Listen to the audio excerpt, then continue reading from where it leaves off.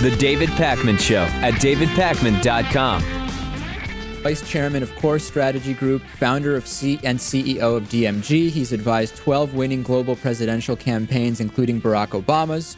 Also the author of the book, The Underdog Advantage. David, I want to go through this list from you of 5 points, 5 strategies Democrats and progressives should use to lead and use to win elections. And I want to start with using truth as propaganda, which is something that I believe Republicans do well even when it's not truth. Maybe Democrats can actually do it with facts. Well, it always depends on how we define truth. What I mean by truth is the hardcore, real life, not always easy to swallow facts. And, you look at the most popular governors today in New Jersey, for example, Andrew Cuomo in New York, the governor of Florida, even Jerry Brown in California, they tend to be giving hard truths to the people. The people know that we're in a tough situation. They understand that government is not sustainable the way we're running it today. The trajectory of government will run out against itself. So, they're looking for tough answers. I'll give you a quick example. Rudy Giuliani, whatever you think of Rudy, he did a good job after 9/11 as mayor. He was asked right after September 11th, all kinds of, reporters screaming, how many people have died, how many people have died. Finally, he turned to the camera, probably channeling Churchill, and said, we don't know, but the number we will know in a few days, and the number will be too much for any of us to bear.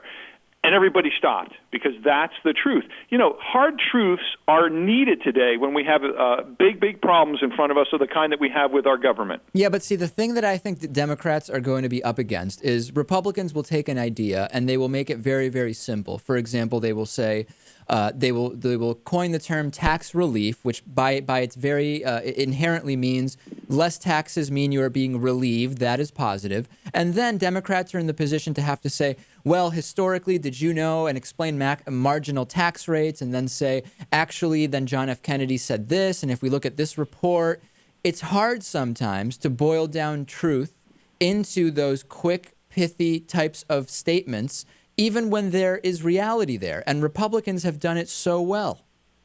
Well, I think you're right. We have to out Frank Luntz, the Republicans. Right. We have to simplify our truth as well as the Republicans simplify their truth.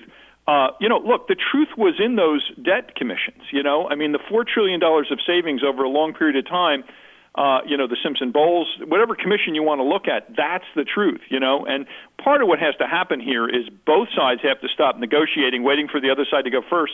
Someone's got to lead. Someone's got to jump in here and begin to lead. The problems are too serious. Well, then you go into raise solutions above politics. And when I read the paragraph on that, and you say Democrats must go high into the middle to find solutions that rise above petty politics, I could not disagree with you more on that. I think we saw during the first 2 years of the Obama presidency talk about bipartisanship and talk about working together. And Republicans said no, no, no, no. And Obama was barely able to get anything passed. The things he did get passed, Republicans tried to repeal. I wrote an op-ed in my national newspaper column just after the midterm election saying bipartisanship did not work. It's over. It's time for Democrats to lead without Republicans. What do you think? Yeah, we disagree on it. Let me give you my argument. My argument is this. It did work in the lame duck session. And I do admit it didn't work in the first 2 years of the Obama administration. We can talk about why that is. But it did work very well over the last 6-7 weeks following the midterm elections. And, it has to work again. We don't have a choice but to find it to work again in terms of governing the nation. I think, the president's approval ratings, which continue to be high in the face of historically high unemployment, is proof that, the American people are giving him credit, a majority of voters, for trying to get to that center, trying to get to solutions. I think pox on both all your houses isn't going to work in terms of dealing with some of the serious problems that we have today that are in front of us today.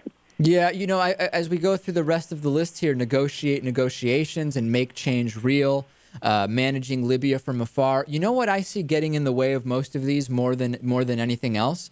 The fact that everything can and has been bought and sold in government. I can't think of anything from the Supreme Court to the net neutrality hearings that we've had, and that is beyond all else, beyond wanting to work together and wanting solutions. People are in this, they've been manipulated by the money. Tell me where I'm wrong. Well, I mean, you're partly right, and let's hope you're partly wrong for the sake of the country. You know, lobbying has a powerful role in the form of government, and some of the responsible issues that have to be taken on behalf of children. Children don't really have a lobbyist, if you think of it, in Washington. The next generation doesn't, pay retainers to people to make their case. We're going to have to get out there, ahead of special interest. We're going to have to make hard choices, and I do think the president's going to have to lead more aggressively. He's going to have to lean forward.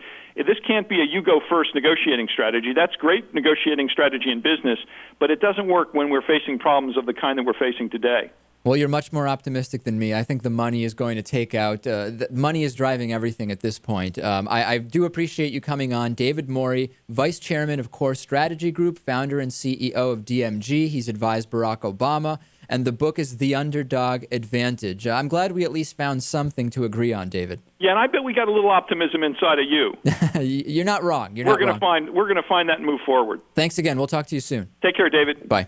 So thanks to David Morey for what's the polite way, Lewis? Thank you for participating, I think is the wording I'm looking for. Sure, yeah.